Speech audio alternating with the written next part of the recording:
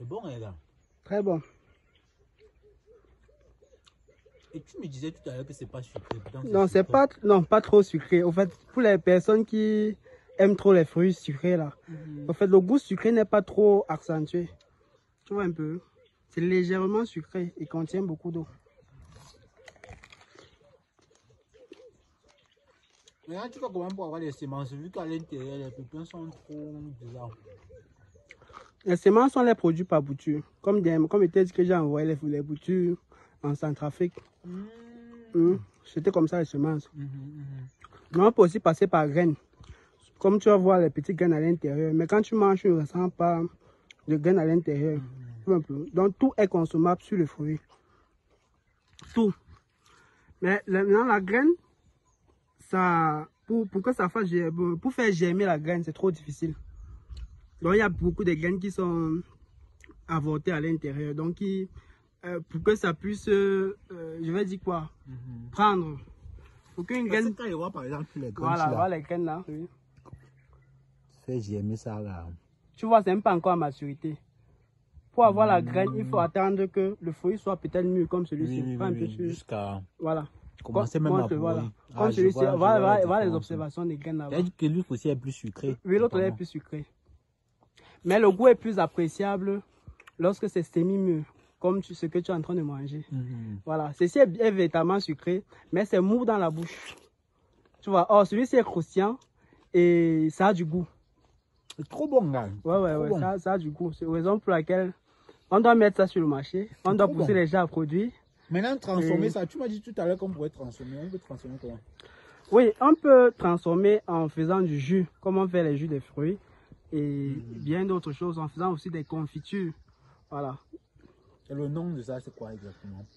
Oui, le nom c'est pois melon en français. Pois melon en français. Pois melon. Maintenant, le nom scientifique c'est Solanum muricatum. C'est une solanacée comme la tomate.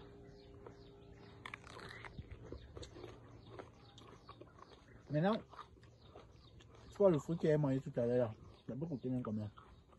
Oui, le fruit que tu as mangé tout à l'heure, ça peut coûter 300 francs sur le marché actuellement. Parce que le fruit, ça peut être même 250 grammes. Oui. On a produit des fruits même de demi-kilo. Wow. Demi-kilo de fruits, oui. Avec les produits que tu connais biologiques, donc c'est ça. Donc ce que j'ai envie de consommer là, est complètement bio. Oui. Tu n'as pas mis d'engrais, les herbicides, insecticides, tout ça, c'est bio. C'est bio. C'est bio. Voilà pourquoi tu vas voir certains fruits. Ça ne réduit pas la productivité. Parce que quand je vois par exemple ça, je me dis que si tu avais vraiment mis l'engrais chimique, tout ça, c'est qu'actuellement on a énormément de fleurs. Ok. Et on a énormément de fruits sur la tige. Ok, peut-être bien et peut-être non. Parce que comme j'ai souvent l'habitude de le dire, il ne faut pas mystifier les choses. Hein. Même en produisant de façon biologique, on peut avoir une excellente production. Tout dépend aussi de... Non, mais attends de te couper, je viens de faire un constat. Là. Oui. Quand tu manges l'intérieur, c'est un peu acide, les pépins là. Oui, il y a un peu une petite acidité. Là. Ok, tu t'as parlé de... Je disais tantôt que tout dépend des techniques de production par lesquelles tu passes aussi. Parce que lorsque on décide de produire bio, il y a un ensemble de techniques à respecter. C'est vrai que cette technique-là demande par moment beaucoup d'efforts, mais c'est le prix à payer pour pouvoir avoir une très bonne production. Comme ici, nous avons utilisé ceci puisque lorsque je mettais ça en place, je faisais constamment la communication dessus, des vidéos, pour que ensemble on puisse voir l'évolution. J'ai testé comme ceci le compost de 21 jours sur le fruit. Donc sur la plante, j'ai testé le compost de 21 jours. Donc c'est un ensemble de compost de 21 jours et des produits biologiques que j'applique en application foliaire qui ont donné ce résultat-ci. Donc vous voyez qu'une plante peut en effet pour une première production produire au minimum 5 fruits. Ouais, comme par exemple ici. Oui, comme là-bas. 6 fruits. Hein. Oui. Ici 4 ici. Et ça a une production échelonnée. Donc une fois qu'on va récolter ça, ou bien au même moment où ça a les fruits, vous voyez, ça produit encore des fleurs. Donc, lorsqu'on va récolter ce que ça a produit là, on aura encore d'autres fruits qui vont se former et qu'on récoltera plus tard. Wow. Donc, avant la fin de la production, un plant pourrait produire même 15 fruits, voire même 20 fruits avant la fin de la production. Et c'est une plante, ce qui est merveilleux sur ça, c'est que c'est une plante à durée indéterminée. Donc, elle peut mettre long, elle peut mettre 5 ans, elle peut mettre 10 ans, selon la façon dont on l'entretient. S'il y a un système d'irrigation nous permettant de rendre constamment l'eau dans les parcelles, voilà, présent dans les parcelles pendant les saisons sèches, alors ça serait super. Là, vous aurez des plants qui vont vous produire toute l'année, toute une année, pendant même, je vais dire quoi, pendant 10 ans, comme je le disais, s'il y a un système d'irrigation, il va juste falloir renouveler la fertilisation de temps à autre. À chaque moment. Oui, oui. Toujours avec les produits bio. Toujours, oui. Comme je l'ai dit, c'est un assemblage de compost de 21 jours. J'ai fait une vidéo dessus où je fertilisais avec du compost de 21 jours. Que j'ai fertilisé avec le compost de 21 jours. Et 2 semaines après, je pense, 2 semaines, 3 semaines après, j'ai encore refait une autre vidéo pour montrer l'évolution avec le compost de 21 jours. Nous tous, on a vu ici, les feuilles brillaient jusqu'à ce qu'on pouvait même se mirer sur les feuilles. Ça, c'était le résultat d'un compost. C'était pas le résultat d'un engrais chimique. Oui. Donc, vous voyez même les feuilles, comment elles sont très attrayantes. Oui. Et l'une des particularités de la plante, c'est quoi? C'est qu'elle est résistante aux maladies. Donc, elle ne demande pas trop. C'est vrai, c'est une solanacée, comme la tomate et la pomme de terre, mais elle n'est pas sujette aux maladies. Donc, elle n'a pas de maladie véritable, maladie fongique, qu'il faut traiter tout le temps avec les produits pour pouvoir éviter ces attaques-là. Le seul inconvénient qu'a cette plante, c'est qu'elle est beaucoup convoitée par les insectes. Je vais dire le fruit même. Vous savez, tout ce qui est bon, oui.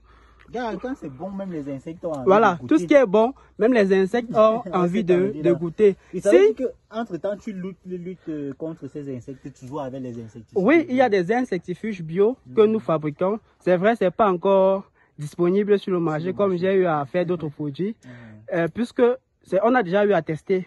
La phase d'expérimentation est terminée et on va rendre le produit déjà disponible bientôt. Ouais.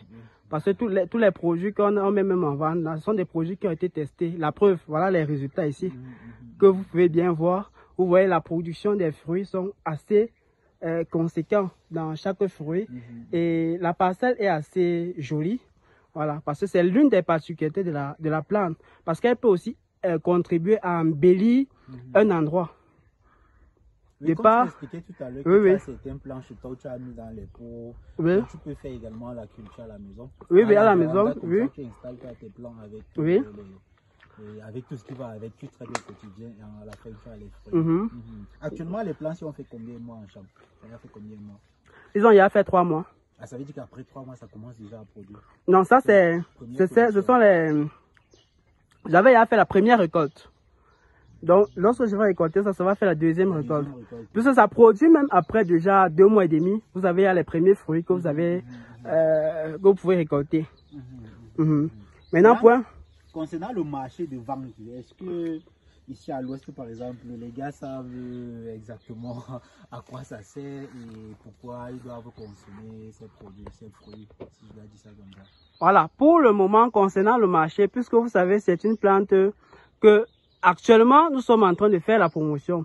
Et lorsqu'on fait la promotion de quelque chose qui est assez méconnu comme cette plante-ci, cela demande beaucoup de temps. Exactement. Voilà, cela demande beaucoup de temps pour que la plupart des personnes puissent véritablement trouver d'importance aux fruits.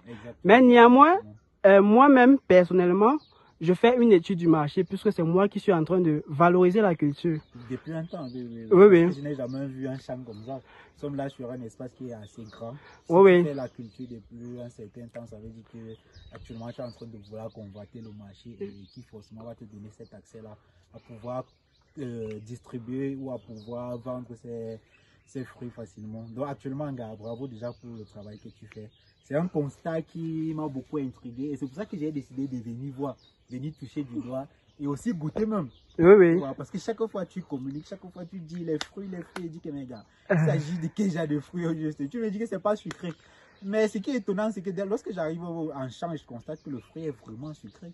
Le fruit est sucré, gars. Tu veux que ce soit sucré? Non, bon, c'est pas assez sucré comme du sucre, quoi. Je peux répondre à cette question, comme je le disais tantôt. Et lorsque je réponds à cette question, je réponds fièrement.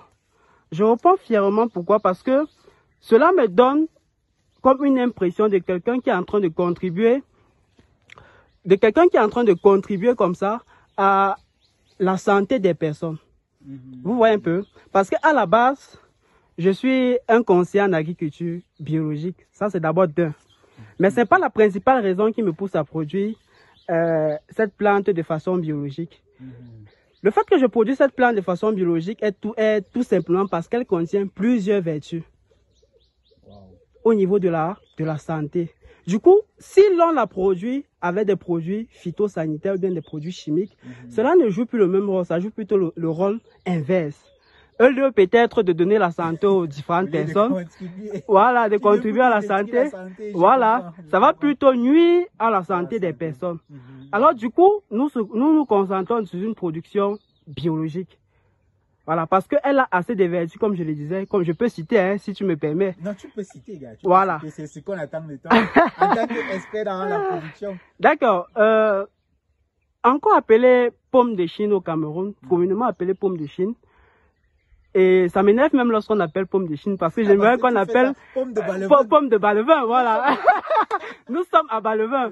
Et la culture est en train de je vais dire quoi, de prendre son envol, bien de prendre son ampleur au niveau de Balevin. Donc je pourrais même dire que si on pouvait la baptiser pomme de Balevin, ça me viendrait vraiment droit au cœur. Voilà, cette pomme, comme je disais, pomme de Chine, communément appelée pomme de Chine, est en réalité de son vrai nom appelée poire melon. Et c'est une pomme qui offre beaucoup de vertus dans le domaine médicinal. Voilà, elle a plusieurs vertus au niveau de la santé. Comme je le disais tantôt, c'est une pomme qui est conseillée pour des personnes diabétiques puisque régule la glycémie. Alors ceci dit, si vous êtes diabétique, vous devriez pouvoir consommer cette pomme constamment afin que votre glycémie revienne à la normale ou bien soit, je vais dire quoi, constant, le taux de votre glycémie. Pour régulariser. Pour régulariser, voilà, et en effet, votre glycémie. C'est une pomme qui est conseillée pour des personnes qui souffrent d'hypertension artérielle, puisque ça régule aussi l'hypertension. Pour des personnes qui souffrent de risque de maladies cardiovasculaires, alors si vous avez des soucis de respiration, tout ce qui est lié à la respiration, vous deviez consommer ce fruit constamment. Il y a des personnes qui souffrent de mal gastrique, doivent pouvoir consommer ce fruit pour pouvoir alléger les douleurs de ce mal-là. C'est une pomme qui facilite la vision, améliore la vision. Donc lorsque vous consommez constamment, cela travaille à améliorer votre vision, facilite aussi le sommeil. Et c'est une plante aussi qui solidifie les os de par les différents minéraux qu'elle contient, à savoir le calcium, le fer et le magnésium. Voilà. C'est une plante aussi qui procure, je vais dire quoi, qui renforce le système immunitaire des personnes de par des vitamines qu'elle contient, à savoir les vitamines A, B, C, D, E et E. Alors on pourra en citer comme ça plusieurs vertus. Mais seulement on va dormir ici. Donc du coup, j'envoie toute personne qui voudrait faire des recherches là-dessus, d'aller taper poire melon, vertus du poire melon, et il sera satisfait. Tellement on va le citer les vertus de cette pomme qu'il sera ébloui.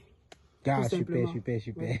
Je constate que tu es vraiment très engagé dans cette culture et on va mener le combat pour qu'on puisse baptiser ça pomme de Balevin. On doit plus appeler ça. Tu vois, on ne doit plus prononcer ces noms occidentaux là, non. On va se battre pour avoir un nom. Voilà. Pomme de Balevin. Pomme de Balevin. Tu vois.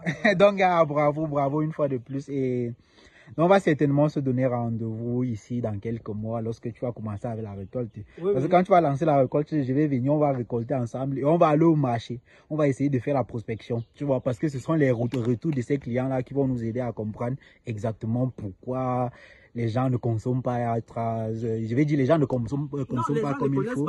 Les gens ne connaissent pas, tu vois.